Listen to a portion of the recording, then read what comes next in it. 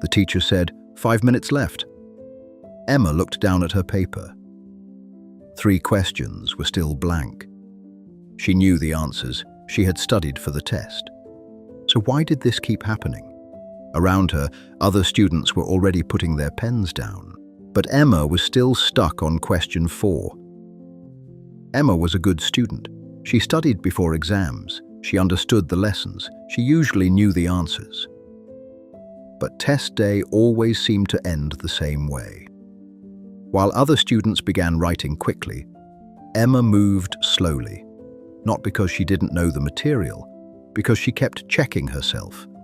She would answer the first question, then reread it, change one word, erase a sentence, rewrite it more neatly, then read it again. By the time she moved to question 2, several minutes had passed. Across the room, papers were already turning, pens moving, pages filling. Emma's paper still looked almost empty. Her mind was working, but half of it wasn't solving the test. Half of it was watching herself. When the teacher finally said, 2 minutes left, Emma's heart dropped. She rushed to finish, scribbling quick answers that she actually knew earlier. When the bell rang, she walked out with the same heavy thought. I knew the answers, so why couldn't I finish? Later that day, her teacher called her over. Emma, he said gently, I noticed something during the test. You spent a lot of time rereading your answers. Emma nodded. I just want to make sure they're right, she said. The teacher smiled. That's a good instinct, but during a test, it can work against you. He explained something she had never thought about before. When you constantly check yourself while working, your brain is doing 2 jobs at once. One part is trying to solve the question. The other part is watching and judging every step. That split attention slows everything down. Then he suggested a simple rule. On the next test, he said, don't reread anything until you reach the last question. Emma looked surprised. Not even once? Not once, he said. Answer every question first, then use the last minutes to review. At first, the idea felt strange. What if she made mistakes? What if she wrote something wrong? But the teacher explained something important. Your first thinking is often clearer than you realize. You just interrupt it too much. So Emma decided to try the rule. Finish first, review later. The next week, another test arrived. Emma sat at her desk and looked at the first question. Immediately, the old habit appeared. Her mind wanted to reread every word, fix every sentence, but she remembered the rule. Finish first, review later. So she wrote her answer and forced herself to move to the next question. It felt uncomfortable at first, like leaving something unfinished. Her brain kept whispering, check it again, maybe change that word. But she ignored it and continued writing. Question 2, question 3, question 4. Something interesting began to happen. Her thinking started moving faster. Without the constant stopping and correcting, ideas came more easily.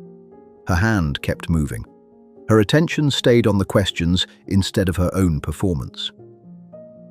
For the first time during a test, Emma wasn't watching herself work. She was simply working. The bell for 10 minutes remaining rang. Emma looked down at her paper. Every question was answered, all of them. She still had time left. For the first time ever, she calmly reread her test, corrected a few small things, then leaned back in her chair. The strange part wasn't that she finished. It was how different the experience felt. Psychologists call this flow. It is the state where attention and action move together. Athletes feel it during competition. Musicians feel it during performance. Writers feel it when the words seem to arrive on their own. But flow doesn't appear when we try to control every step. It appears when we stop interrupting ourselves. Emma didn't suddenly become smarter. She simply removed the habit that was blocking her focus, and the solution was surprisingly simple. Finish first, review later. The next few tests felt different for Emma. She still studied the same way. She still cared about doing well. But during the test, she stopped trying to supervise every thought. She followed the rule. Over the next few exams, something else became clear. Emma's grades improved.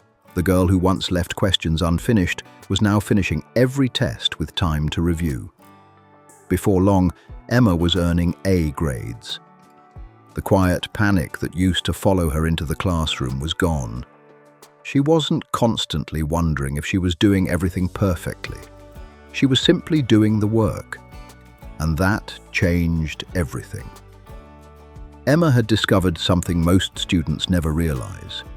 Your mind works best when you trust it, not when you watch every step, not when you doubt every answer, but when you allow your thinking to move forward, question by question, step by step.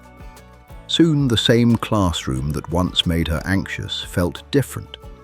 When the teacher said, 5 minutes left, Emma looked down at a paper that was already complete. For the first time, she wasn't rushing. She was reviewing, calmly, confidently. And sometimes the biggest improvement doesn't come from studying harder. It comes from removing the habit that slows your mind down. So the next time you're working on something important, remember Emma's rule. Finish first, review later, trust your thinking, and you may find your mind working better than you expected.